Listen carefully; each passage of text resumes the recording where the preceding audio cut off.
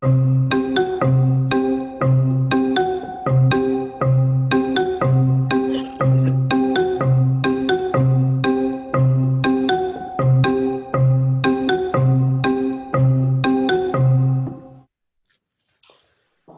morning, Chanti.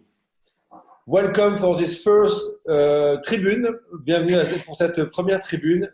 Et nous recevons ce matin pour la première tribune dans la serre numéro 2, Monsieur Fabio Cassilli.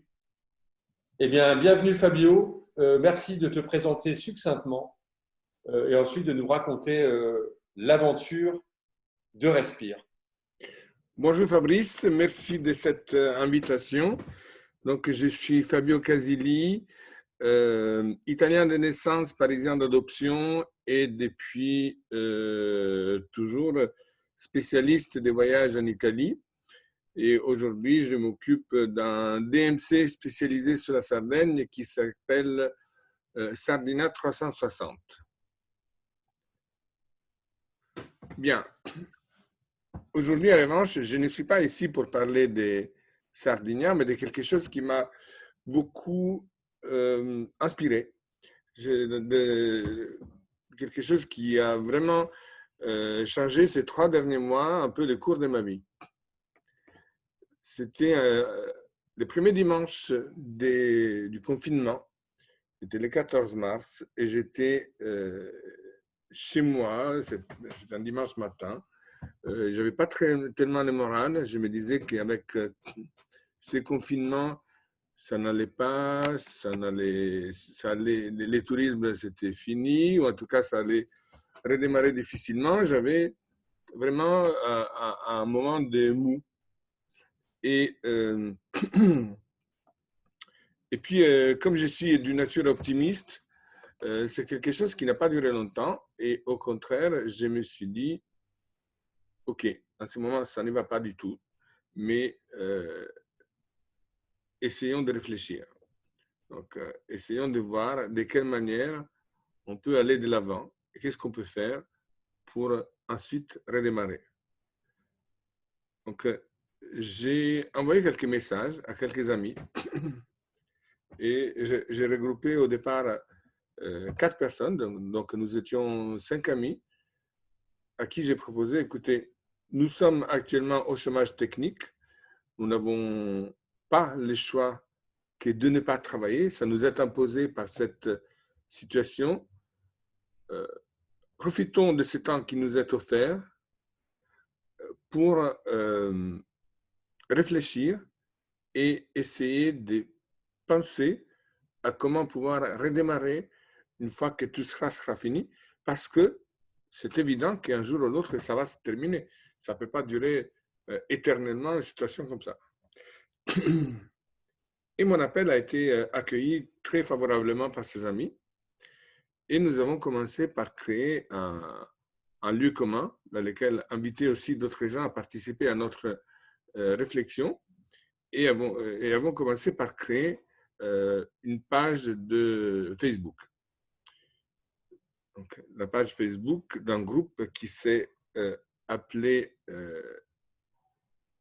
au départ Voyage 2.0, les tourismes de demain, mais qui a, au bout de quelques jours seulement, rapidement changé de nom et qui est devenu Respire, les tourismes de demain. Breath, Tourism of Tomorrow. Pourquoi Respire? Parce qu'effectivement, cette situation nous avait un peu coupé le souffle et qu'il fallait qu'on trouve une manière de reprendre un grand bol d'air et redémarrer, repartir et réfléchir. Réfléchir, c'est quelque chose qui est très important dans des moments aussi compliqués et pourtant, on n'a pas toujours tendance à le faire pour le simple fait qu'on est totalement désemparé, qu'on est un peu parfois dans la panique, qu'on ne maîtrise pas bien la situation, qu'on ne sait pas vers quoi on va et donc on perd un peu nos repères. Et davantage dans une situation comme cette pandémie qui avait confiné chez soi plus de 3 milliards de personnes en même temps. Donc nous avons commencé à 5. Au bout d'une semaine, nous étions environ une cinquantaine. Et puis la semaine d'après, nous étions 200, 300, 500. Et petit à petit, toutes les semaines, de plus en plus. La presse professionnelle, qui était également au chômage technique parce qu'ils n'avaient plus de quoi parler, l'actualité touristique était au point mort, a commencé à s'intéresser à nous, a commencé à voir qu'il y avait des gens qui se posaient des vraies questions et qui essayaient de trouver des réponses. Et ils se sont rapprochés de nous, ils ont commencé à s'intéresser à nous, ils ont commencé à parler de nous. Et très rapidement, ce groupe d'amis est devenu une vraie communauté. Aujourd'hui, environ 3 mois et demi après, nous sommes une communauté d'environ 2700 personnes en France et plus de 6000 personnes à l'international. À l'international parce qu'effectivement, cette mouvance, cette idée, ce groupe de réflexion a fait des petits, a inspiré d'autres personnes et nous avons créé d'autres groupes dans d'autres pays. Aujourd'hui, il existe un groupe Respire en France, donc, en Italie, en Espagne, en Tunisie, au Maroc, à La Réunion, au Sri Lanka, en Inde et aux États-Unis. Et nous sommes sollicités tout le temps, nous sommes sollicités régulièrement pour ouvrir de nouveaux groupes ou pour rejoindre notre mouvement. Respire, c'est désormais structuré parce que ça ne pouvait pas rester quelque chose de virtuel après avoir pris une telle envergure, une telle dimension. Donc, nous avons constitué une association qui est basée à Paris, mais à laquelle tout le monde peut adhérer dans le monde entier. L'association a structuré 10 groupes de travail sur lesquels sont présents en tant que permanents environ 80 personnes qui travaillent pratiquement au quotidien là-dessus, sur les différents groupes de réflexion. Groupes de réflexion qui vont au-delà de cette pandémie, au-delà de la réflexion sur ce qui a été et ce qui est encore cette situation qui a été créée par cette pandémie, mais qui aborde aussi des thèmes plus vastes, plus larges et plus profonds concernant le tourisme de demain. Fabio, oui. Please tell us what are the subjects of the 10 think tank groups. Oui, j'y arrivais.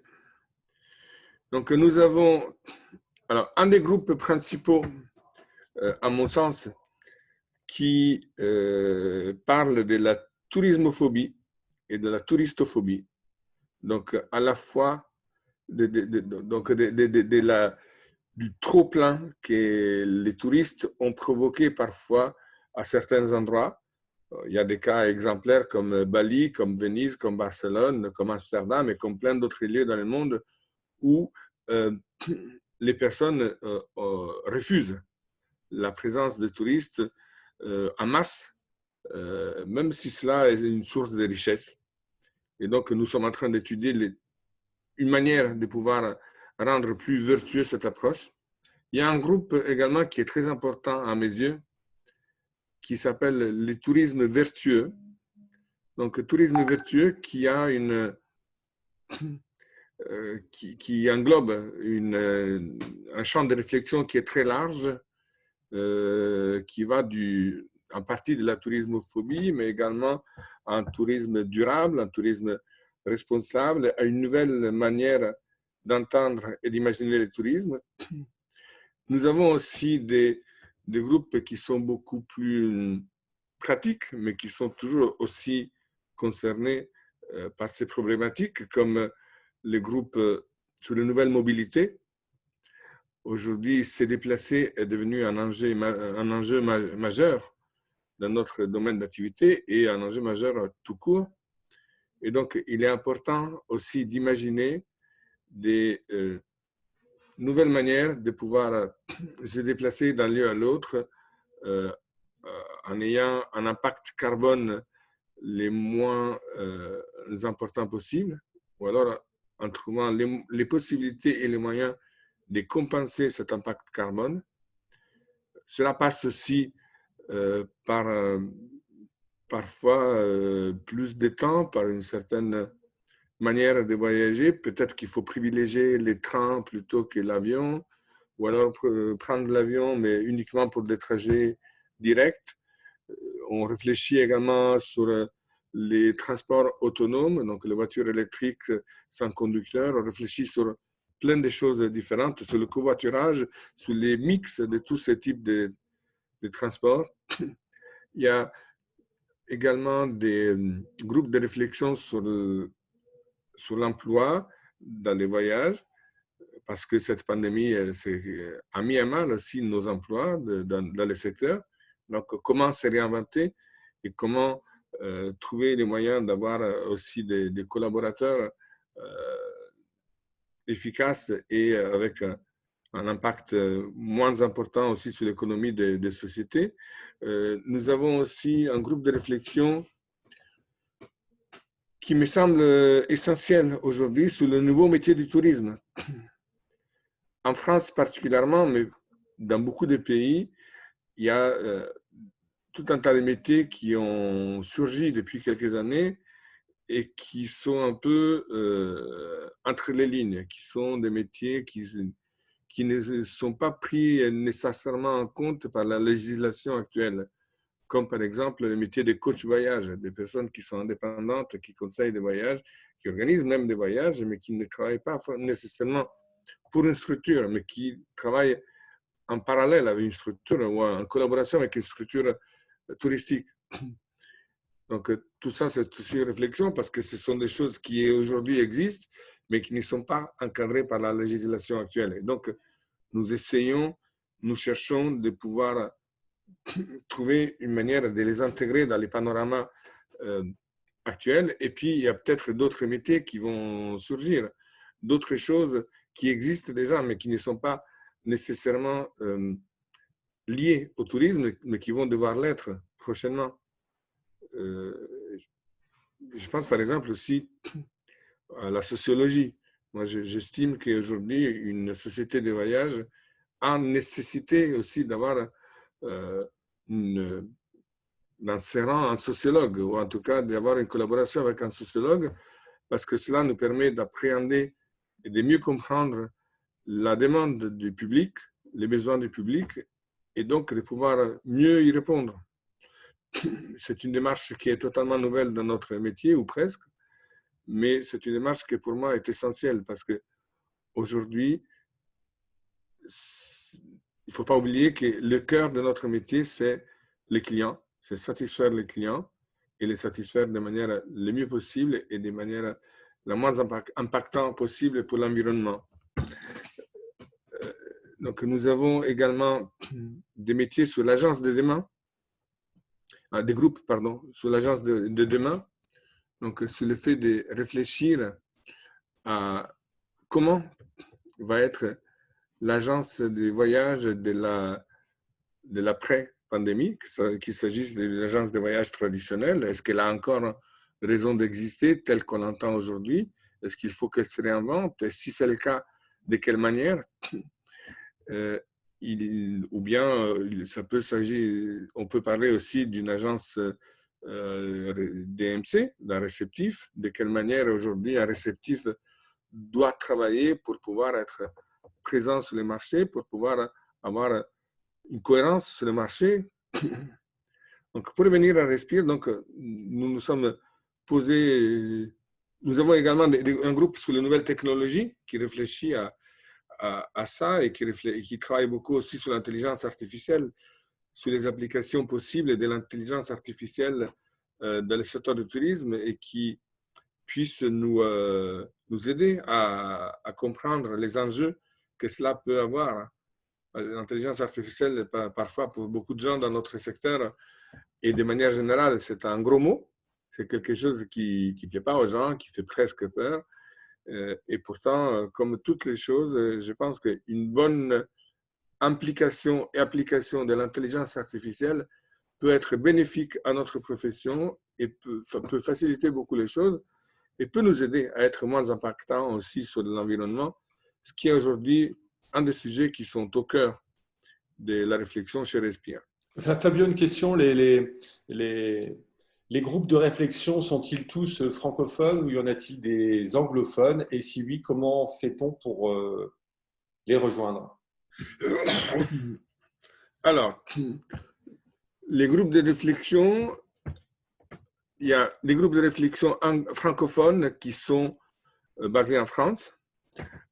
Après, dans les différents pays, il y a aussi des groupes anglophones qui se sont créés dans les différents pays dans lesquels nous sommes présents.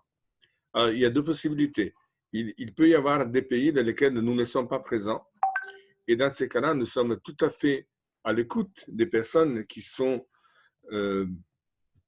sensibles à notre démarche et qui auraient envie de nous rejoindre pour que, s'ils sont francophones, puissent se joindre à notre groupe, même directement français, s'il s'agit de peu de personnes, ou bien s'ils sont anglophones, qu'on puisse les unir soit à des groupes anglophones qui existent déjà, comme par exemple aussi aux États-Unis, ou même les aider et les accompagner pour créer dans leur pays une communauté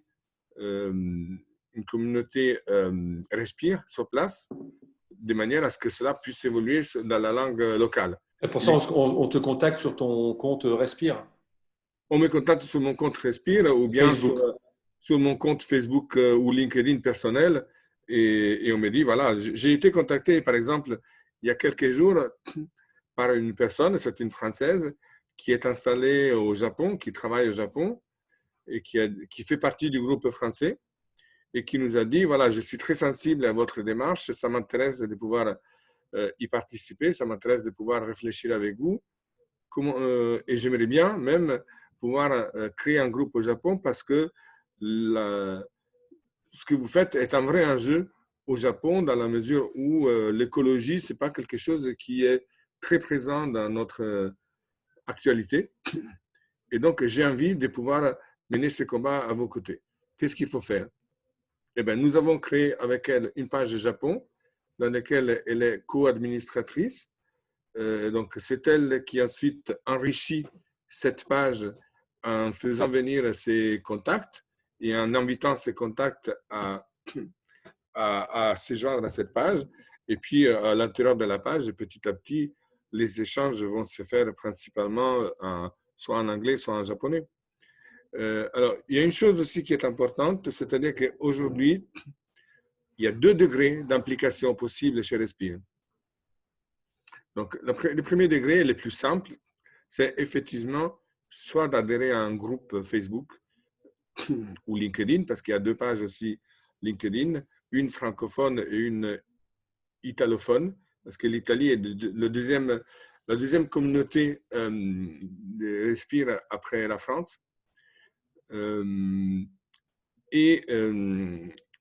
Ou bien de s'impliquer dans l'association. Alors, l'association est basée à Paris, est basée en France, mais c'est une association internationale. Donc, n'importe qui dans le monde, dans n'importe quel pays, peut adhérer à l'association. Le niveau d'application n'est pas le même. Être partie d'un groupe Facebook ou LinkedIn ou peu importe, que ce soit un groupe global, que ce soit un groupe de réflexion sur un sujet bien précis, est une démarche honorable, mais qui reste, disons, une démarche un peu plus superficielle. C'est-à-dire, on peut arriver déjà dans un groupe, voir qu'est-ce qui se passe, s'y intéresser, essayer d'en comprendre le fonctionnement, les enjeux, la démarche, et rester là, soit un observateur, soit éventuellement participer aux débats, aux échanges qui se passent sur les pages, parce qu'il y a beaucoup de sujets qui sont animés sur les pages. Chaque groupe de réflexion sur les différentes thématiques fait une publication en moyenne tous les 10 jours sur les avancements de ces travaux. Le deuxième niveau d'implication est effectivement celui d'adhérer à l'association. Alors, nous avons une petite cotisation qui est assez abordable pour tout le monde, qui est de l'ordre de 25 € par personne s'il s'agit d'une personne physique, donc si j'interviens au niveau des Fabio, et qui est de 50 € à l'année si c'est une personne morale. Donc, dans le cas, par exemple, dans mon cas, si j'intervenais au nom de Sardina 360. Donc, et donc sur les droits de, donc on devient membre et on a donc accès au groupe de réflexion. Voilà. Y a-t-il autre chose qui est prévu? Oui, alors il y a beaucoup de choses qui sont prévues. Alors, d'une part, pour le groupe de réflexion, il est nécessaire de faire partie de l'association. Dans les pages Facebook et dans les pages LinkedIn, nous allons communiquer, nous allons parler de ce que nous faisons, de toutes nos démarches, de nos travaux, etc. Mais effectivement, si on veut en bénéficier aussi de ces réflexions, si on veut avoir les retours sur nos travaux, voir les replays de toutes les interventions qu'on fait, etc., il faut faire partie de l'association. Parce que ça, les résultats vont rester à l'intérieur de l'association. Tous ces travaux, en plus, sont visés à quelque chose d'important, à mon sens. C'est-à-dire qu'il y a un événement très important début novembre à Évora, au Portugal, qui s'appelle World for Tourism, et qui est une convention internationale dans laquelle ils sont conviés des professionnels du tourisme, des politiciens, des hommes politiques, parce qu'il va y avoir environ une centaine de ministres. Ils attendent confirmation aussi de la présidence de l'ONU. Donc, il y a tout un tas d'instances internationales qui vont être présentes là-bas pour réfléchir sur le tourisme de demain, pour réfléchir sur comment réinventer et réformer le tourisme. Et Fabio, tu sembles enrhumé. Est-ce pour cela que tu as appelé ton association Respire? Non, alors je ne suis pas enrhumé, mais j'ai une sinusite en permanence et particulièrement en ce moment, j'ai une allergie au pollen qui m'étane et donc c'est un petit peu compliqué par certaines journées. Avons-nous une réduction si nous sommes allergiques pour ton association? Oui, mais il faut avoir au moins le même niveau que moi, ce qui n'est pas donné à tout le monde. Très bien. Et pour en venir à des choses plus sérieuses, là, ceux qui t'écoutent sont majoritairement des réceptifs qui travaillent loin de l'Europe, soit en Asie, soit en Amérique latine. Mm-hmm. Ils sont donc en risque potentiel de faillite d'ici quelques mois. Que leur conseilles-tu sur tu gères donc une association qui est le tourisme de demain. Donc, a priori, tu es inquiet pour l'avenir du tourisme traditionnel. Oui. Et là, on fait face à des réceptifs du monde entier, surtout loin, qui font du tourisme sur mesure en général, de qualité. Que ferais-tu à leur place? Que leur conseilles-tu?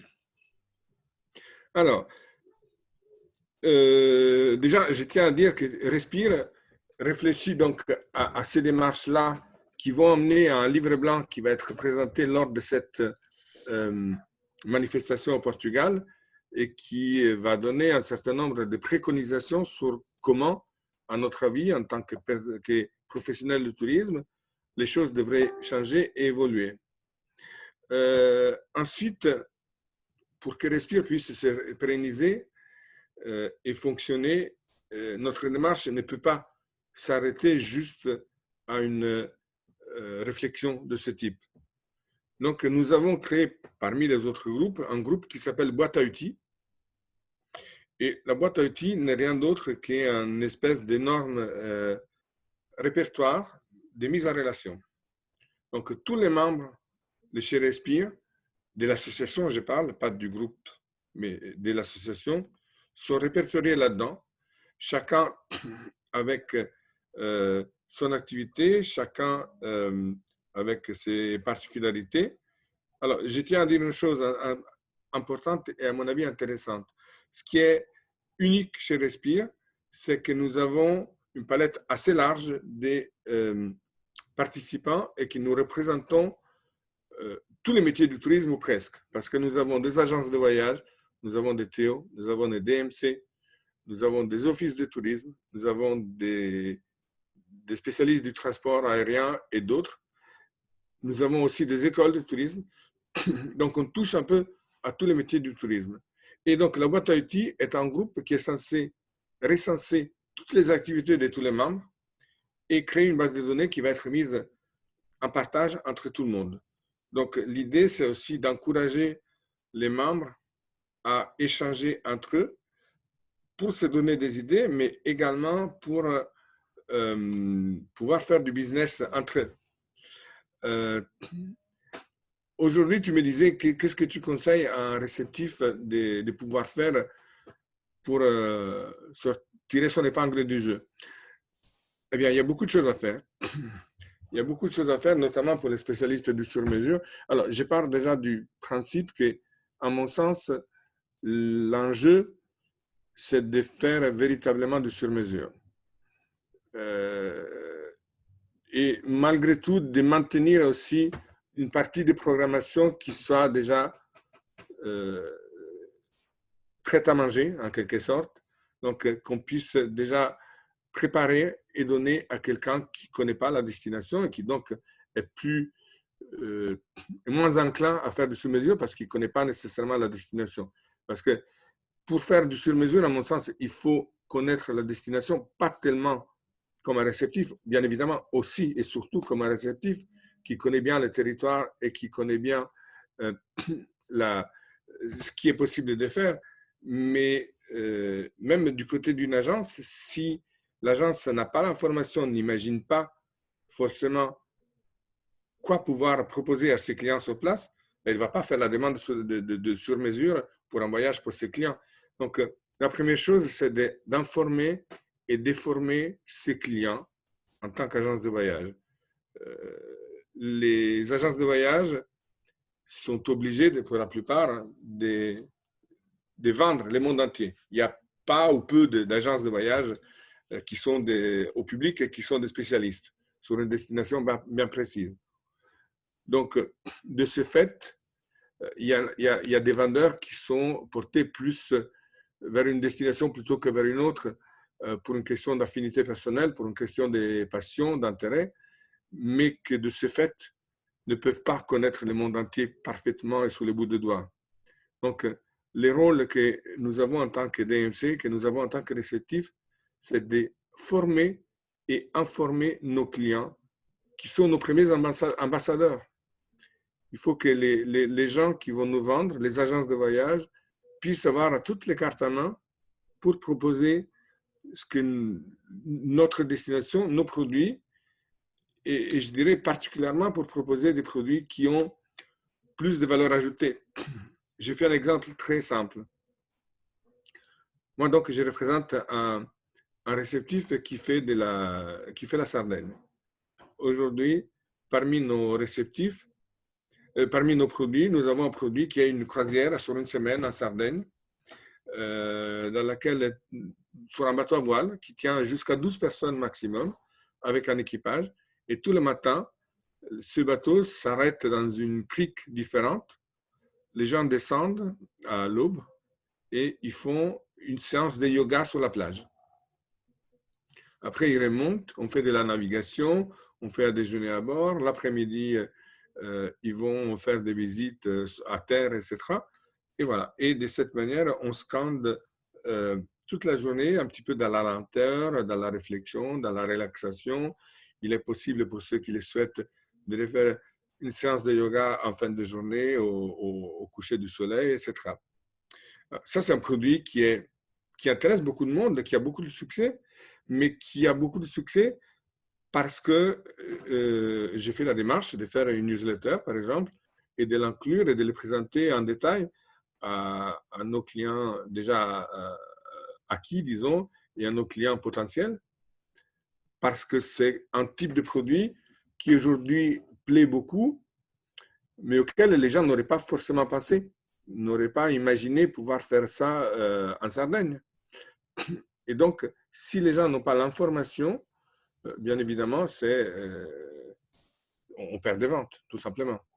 Donc, pour répondre à ta question, je pense qu'aujourd'hui, les deux choses les plus simples, les plus rapides et les plus importantes à faire dans un premier temps et qui coûtent, entre guillemets, moins d'argent, c'est de former et d'informer nos clients acquis et potentiels.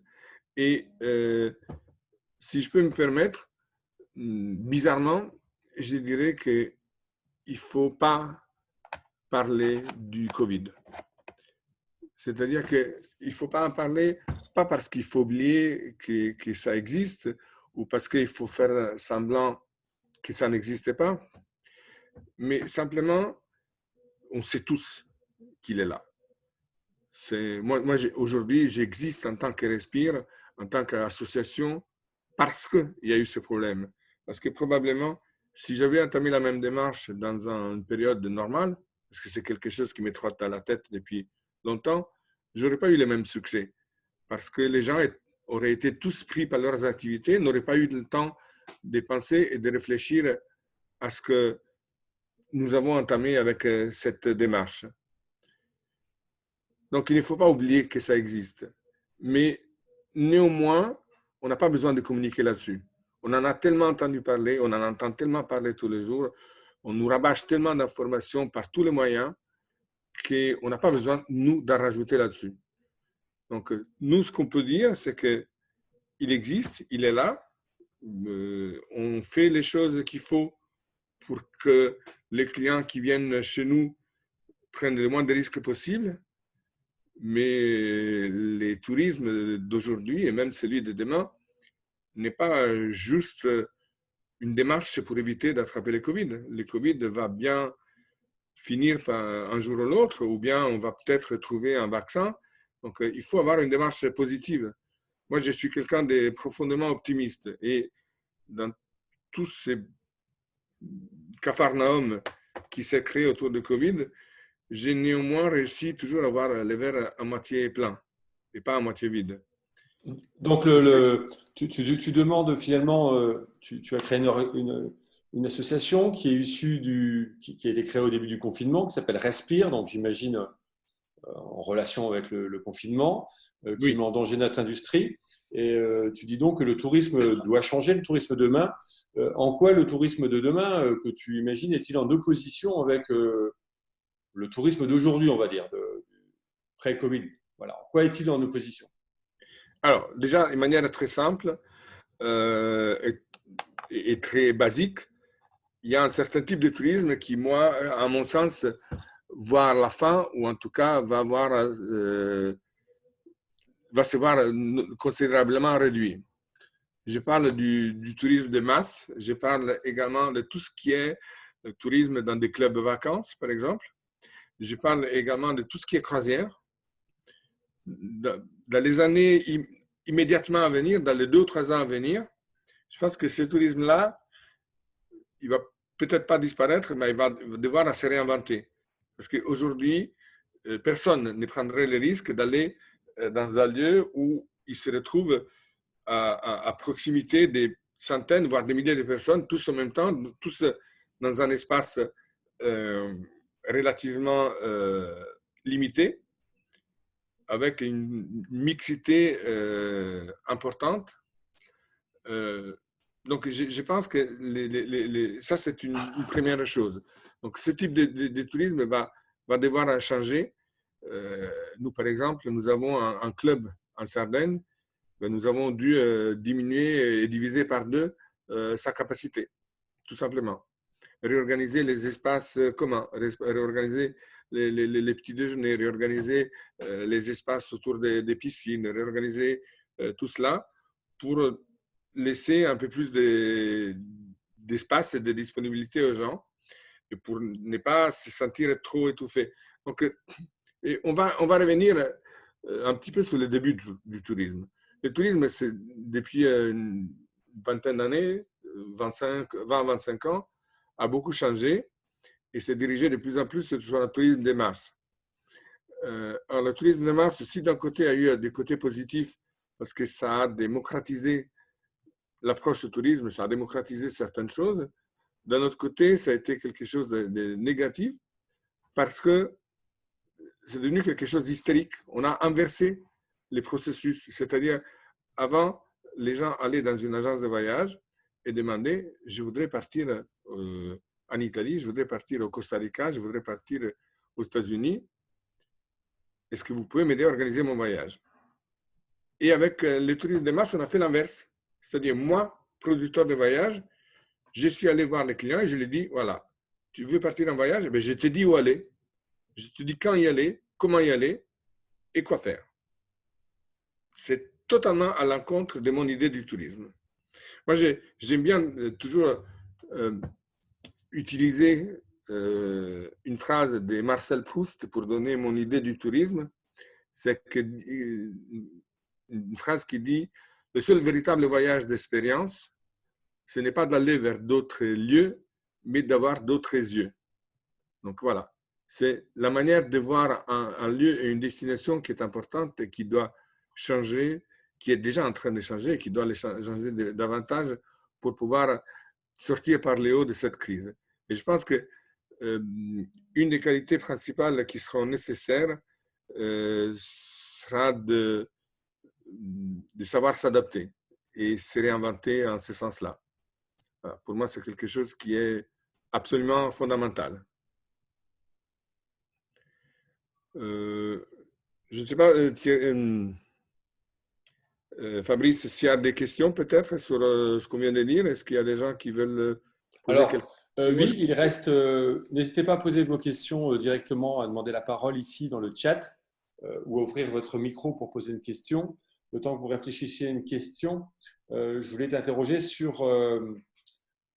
Je sais, tu m'as raconté l'autre jour que, vu le nombre de personnes que tu as dans ton compte Facebook et l'association, des gens s'intéressent à toi. Tu me parlais l'autre jour de Top Reza. Et donc, certains s'intéressent à la visibilité que, enfin, certains souhaitent avoir sur leur événement, pour, comme nous d'ailleurs, pour avoir, parce que tu as une certaine visibilité aujourd'hui. Peux-tu nous en dire plus? Et peut-être que ça va motiver d'ailleurs des réceptifs à rejoindre le mouvement. Ben, disons qu'aujourd'hui, je suis devenu presque un influenceur malgré moi. En 3 mois, j'ai eu pas loin d'une quinzaine d'articles dans la presse professionnelle française. J'ai eu 2 articles dans la presse italienne. Je suis intervenu à 2 émissions radio du canal francophone de Voice of America, qui est diffusé particulièrement en Afrique. Avec Voice of America, demain soir, nous enregistrons également une émission télé dans laquelle je vais parler à peu près de la même chose, donc du tourisme après Covid, et qui va être distribué à pas mal de télévisions africaines principalement. Donc effectivement, cela me donne une certaine visibilité, ça me donne une certaine crédibilité, une certaine écoute de la part des gens. Donc, et de la part à la fois des professionnels en tant qu'agent de voyage, mais également des institutions. Donc, je suis en contact avec la direction de Top Reza, qui est le principal salon de tourisme en France, qui normalement se tient fin septembre, début octobre, et qui cette année se tiendra à cause du Covid pour la première fois la deuxième quinzaine de novembre, du 17 au 20 novembre. Et la direction nous alloue un espace assez important sous les salons parce qu'elle trouve que notre démarche est importante et positive parce que les salons, cette année, va remettre au cœur du salon les agences de voyage, qui sont les vrais prescripteurs de notre métier. Parce que s'il n'y a pas l'agence de voyage, c'est difficile, notamment pour un DMC, d'aller chercher les clients en direct dans tous les pays du monde.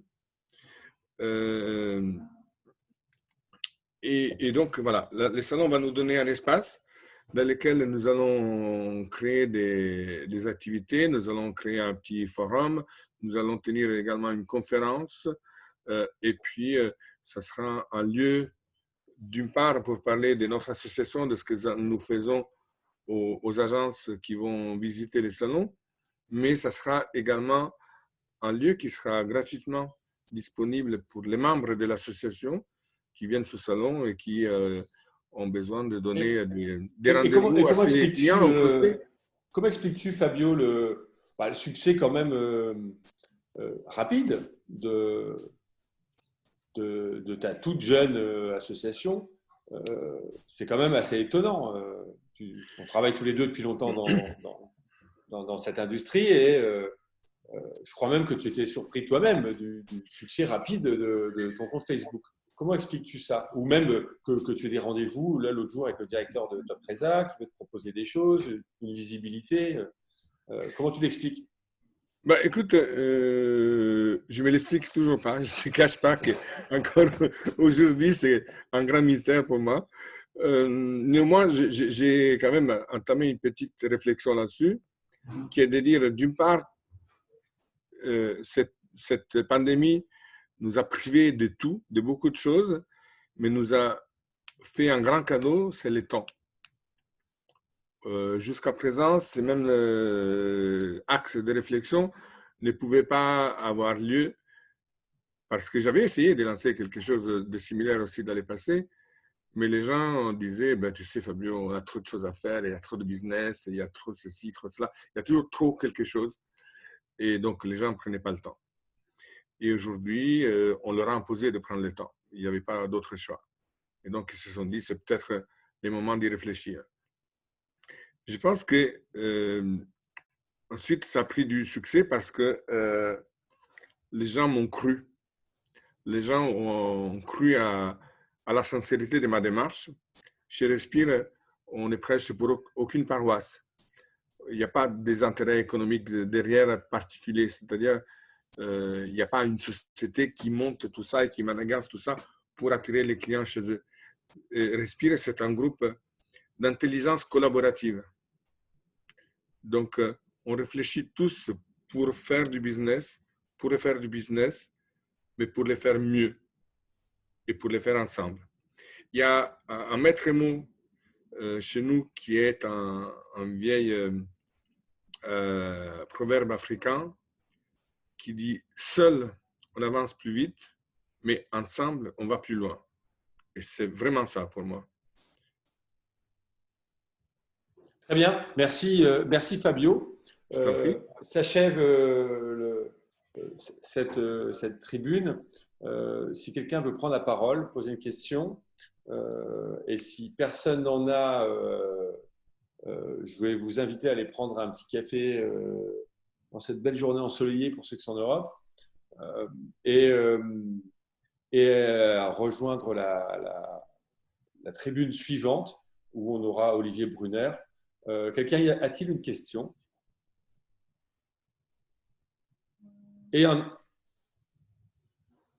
Oui, en attendant, je vous rappelle que Fabio sera là pour 2 ateliers. Donc les ateliers, c'est le contraire d'une tribune. Les ateliers que vous allez vivre tout à l'heure, enfin même les prochains jours, qui est le centre de la serre, sont tous des ateliers collaboratifs où vous êtes invité à parler, à partager. Et Fabio animera 2 ateliers tout à l'heure. L'un, me semble-t-il, pour comprendre comment on fait vivre une communauté. Voilà, pour ceux que ça intéresse, comment on fait pour créer une communauté et au-delà de ça, comment on fait pour la faire survivre et comment on fait pour éventuellement la monétiser, enfin au moins pas perdre d'argent. Et il fera aussi un autre atelier sur sur je ne sais pas. Et je viens d'avoir une question. Je vais donner la parole à Monsieur Pierre Boyer. Bonjour Pierre, déjà.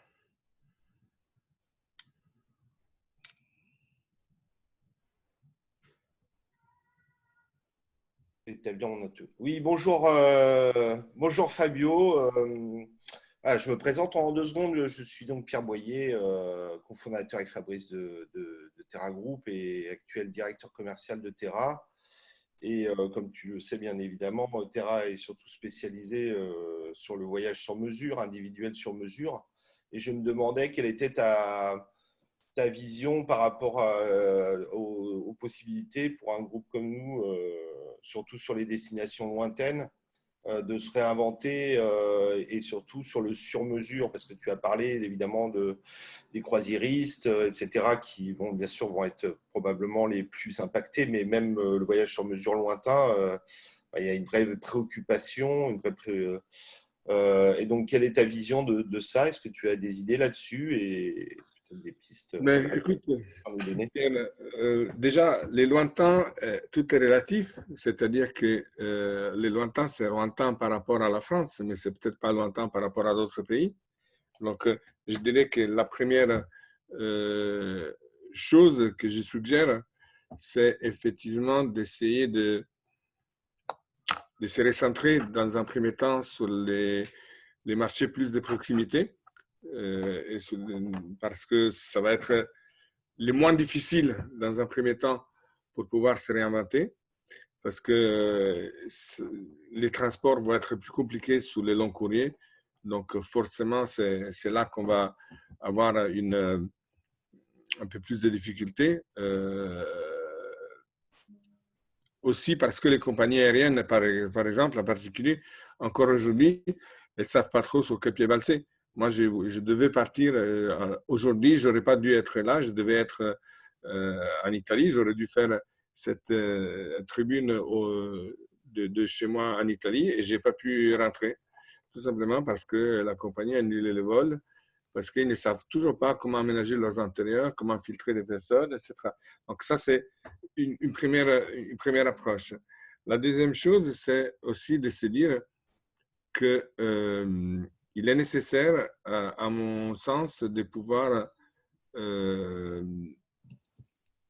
être proche de ses clients et proche de leurs besoins. Qu'est-ce que je veux dire par là? Je veux dire que en termes de produits, il faut continuer à faire du sur-mesure parce que pour moi, il n'y a pas d'issue, il n'y a pas de survie sans ça. Encore aujourd'hui, plus que jamais, parce que les sur-mesures doivent aussi prendre en compte une donnée sanitaire, si j'ose dire, même si ce n'est pas un argument de vente, mais néanmoins, il faut en tenir compte. Et donc, il faut probablement quelqu'un qui fait du sur-mesure a la possibilité de se réinventer plus facilement. Parce que faire du sur-mesure, pour moi, c'est répondre à une demande bien précise de la part du client. Donc, c'est savoir s'adapter. Et de manière générale, moi, je dis toujours que les gens qui font du sur-mesure sont des gens qui ont beaucoup plus d'empathie, beaucoup plus d'imagination et une approche qui est totalement différente de quelqu'un qui se limite à faire une vente d'un produit qui est tout packagé, qui est tout fait. Donc, je vais te dire même, Pierre, je suis pas très inquiet pour les gens qui font du sur-mesure. Bien évidemment, on a tous des difficultés à traverser. Bien évidemment, on a tous des moments où notre survie est en jeu. Mais je dirais que s'il y a quelqu'un qui doit survivre, c'est ça, c'est le sur-mesure, c'est pas le reste. Et de manière générale, donc, je dirais qu'il faut davantage se spécialiser et se positionner sur ce qu'on sait faire et le faire bien. Et très important, communiquer tout au long du temps avec ses clients. J'ai fait un exemple très, très précis.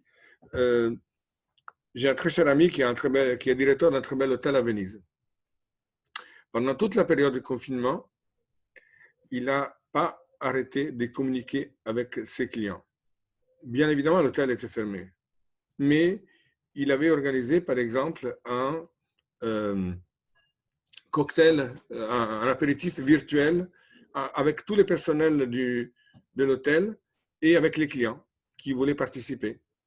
Tous les jours, il faisait une petite vidéo sur ses réseaux sociaux pour présenter son personnel, mais pas nécessairement les directeurs, mais la femme de chambre, que personne ne connaît, qui est quelqu'un de totalement transparent dans l'hôtel. On la voit passer dans les couloirs et voilà, on ne fait même pas attention. Eh bien, il faisait un portrait de la femme de chambre plutôt que de l'homme de ménage, etc. Et il faisait un portrait, il parlait de lui, il lui donnait la parole.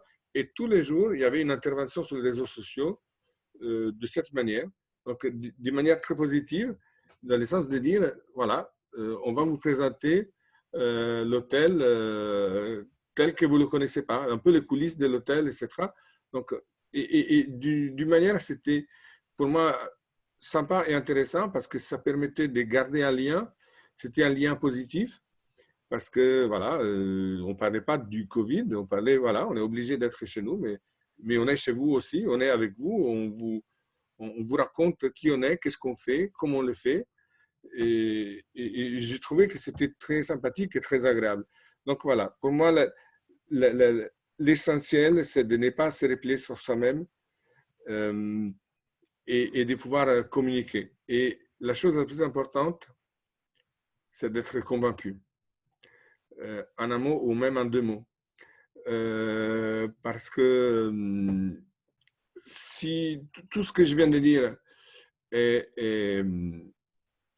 très important et très impactant me concernant, mais ça ne peut pas être vrai si on n'y croit pas. Moi, j'ai toujours eu une grosse limite au dire de beaucoup de gens, qui pour moi est un gros avantage, c'est que je suis un grand rêveur.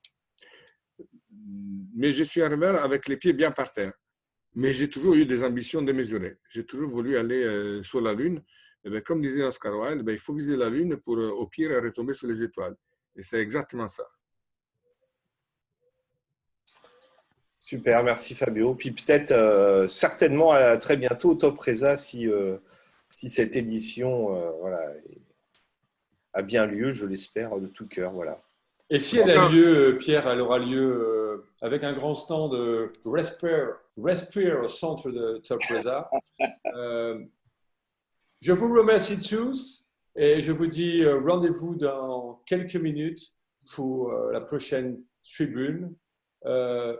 On remercie Fabio pour ta tribune. On te souhaite bonne chance et à tout à l'heure sur les ateliers. Voilà. À très bientôt. Merci de m'avoir écouté. Merci beaucoup. À tout à l'heure. Et à plus tard. Merci.